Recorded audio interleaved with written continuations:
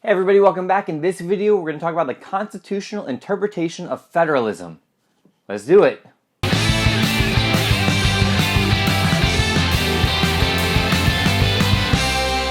Alright, so there are two types of federal powers. So we talked about delegated or powers that belong to the federal government, but there are expressed and implied powers. Now, express powers are directly stated in the Constitution, so there's no doubt about those. So things like declaring war, raising an army, the power to lay and collect taxes, these are all expressed powers because the Constitution directly says Congress can do these things.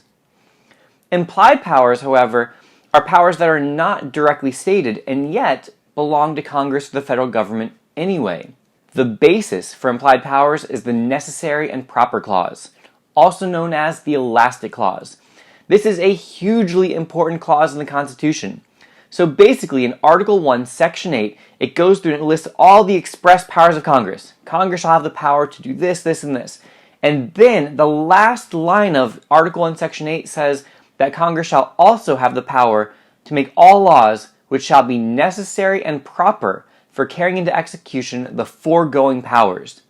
That word foregoing means preceding. So what that means is that as long as this law that Congress is trying to make is related to one of the things that is expressly given to them by their express powers, then Congress can also do it.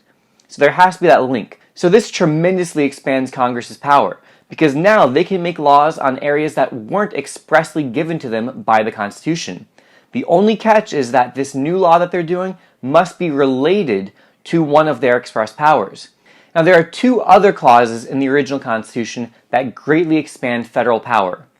One is the Supremacy Clause, and that states that when the states and national government come into conflict, the federal government is superior or is supreme to the states. The other is the Commerce Clause, and this is tremendously important not only for this class, but for your understanding of American government in general. What the Commerce Clause says directly is that Congress shall have the power to regulate interstate commerce, trade among the several states. So when we talk about commerce, we're talking about anything being bought and sold.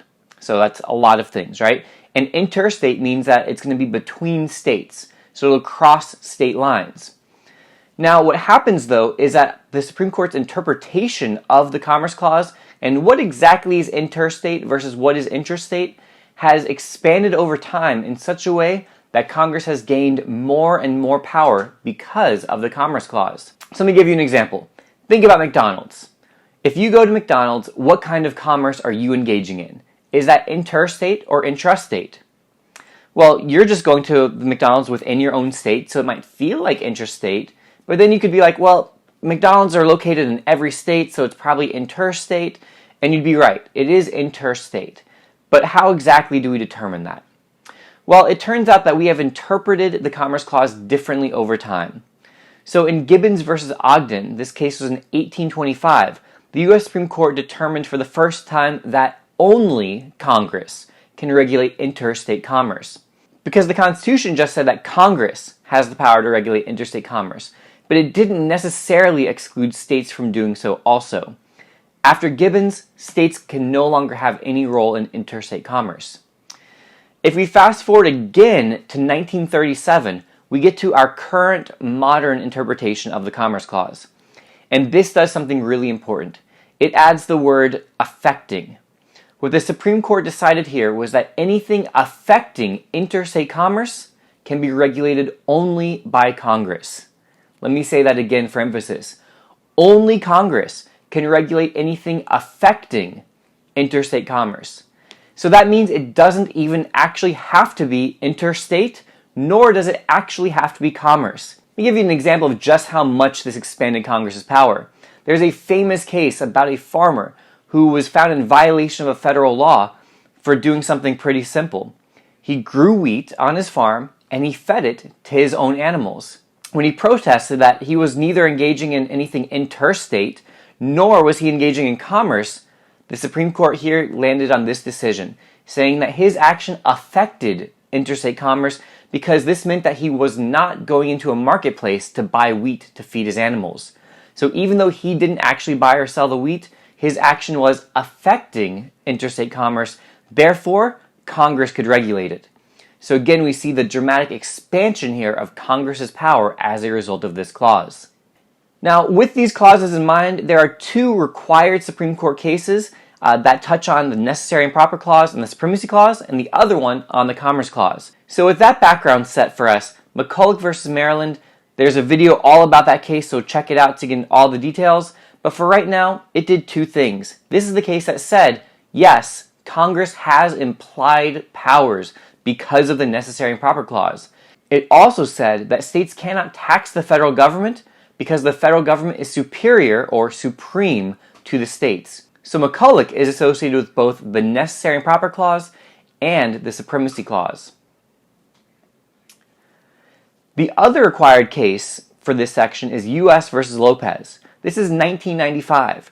Again, for the story, make sure you check out that video to get all the details. The result of this case is that for the first time since 1937, the Supreme Court actually struck down or limited Congress's ability to use the Commerce Clause. They also reaffirmed the importance of the 10th Amendment and said that some things are reserved to the states. So again, we see the general trend here is that the federal government has grown stronger and stronger over time. We do have U.S. versus Lopez as a slight movement in the other direction, restoring some state power. So that takes us nicely into mentioning the 10th Amendment along with the 14th Amendment. So these two amendments, they create a tension or a friction between the states and the federal government. The 10th Amendment says that all powers not delegated to the federal government or expressly prohibited to the states are reserved to the states. So the 10th Amendment is where we get reserved powers from. The 14th Amendment, on the other hand, empowers the federal government. It weakens states by forcing them to be restricted by the Bill of Rights.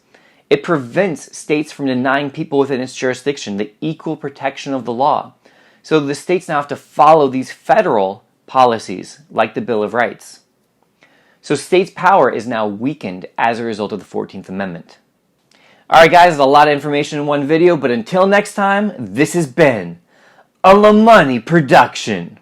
Alright everybody, thanks again for watching this video. I hope that it helped. If it did, help me out. Hit the like button for me. Make sure you subscribe if you haven't already. If you have any questions or want to make some comments, do so down below and I'll get back to you. See you guys next time.